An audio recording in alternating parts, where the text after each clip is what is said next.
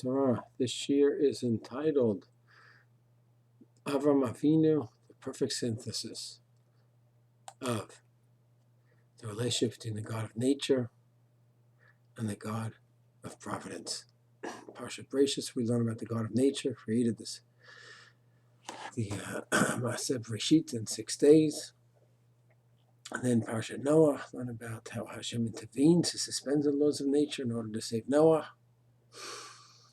And the fact that they lived in the ark for all that time and fit on the ark is a suspension of the laws of nature according to Ramban and others. And then we come to the forefather of Klal Yisrael. And I think here we see the perfect synthesis of how to relate to the God of nature, that's Parshat Bereshis, and the God of Noah, that's Parshat Noah. You look through, you don't see a miracle worker at all. You see a person, a great individual, dealing with reality in a very rational way, step by step. There's a famine. He tries to assess, can I stay, can I not stay? He leaves. Going to Rashi, it was fine to leave. Now he has an issue dealing with Sarah and Paro. He tries to negotiate that issue as well. Then he's living with Lot, and things don't go well. Different philosophies of life between Lot's shepherds and his shepherds. Once again, he tries to come with a rational solution. Maybe let's have a little separation. It's not working out. Doesn't have to be bitter. We don't have to have hatred. I'll be there for you if you need me, which he was in the end, fighting against the kings. But we just cannot live together. Then he has issue with Sarah. Sarah cannot become pregnant. So he goes ahead. Let's see. Maybe we have to have an alternative. He talks about it with Sarah. Maybe bring in Hagar, a concubine. And that may be a way to have a child. Then there's an issue with how it's working out between Sarah and Hagar and Avram. So he has to deal with that as well.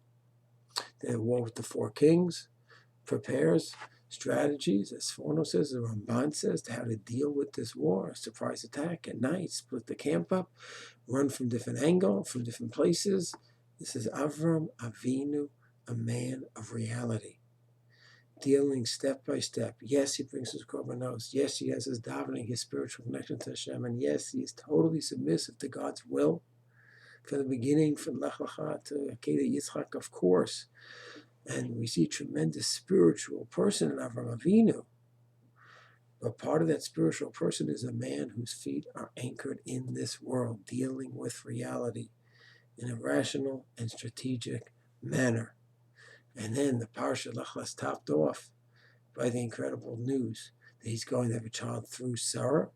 And he laughs, not a laugh of rejection of Chas v'Shalom, a laugh of joy, but it's a surprise.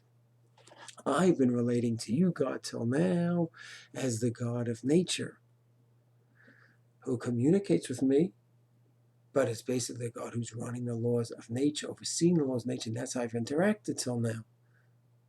And now, Hashem, you're telling me, wow, there's another aspect of this relationship. You will suspend the laws of nature so that Sarah and I can have a child.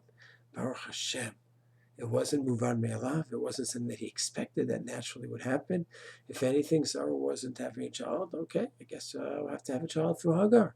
Laws of nature dictate that Sarah is not going to have a child. It was a tremendous shock. But of course, he accepted happily. But this, to me, represents the perfect person who's dealing with reality, taking on life's challenges step by step, issue by issue, in a thought-out manner, and then he merits a complete and surprising divine providence suspending the laws of nature. Of course, he appreciates that as well. Avram really, to me, is a perfect synthesis of relating to the God of Bereshis, the laws of nature, and the God of Noah, who suspends the laws of nature. Shalom.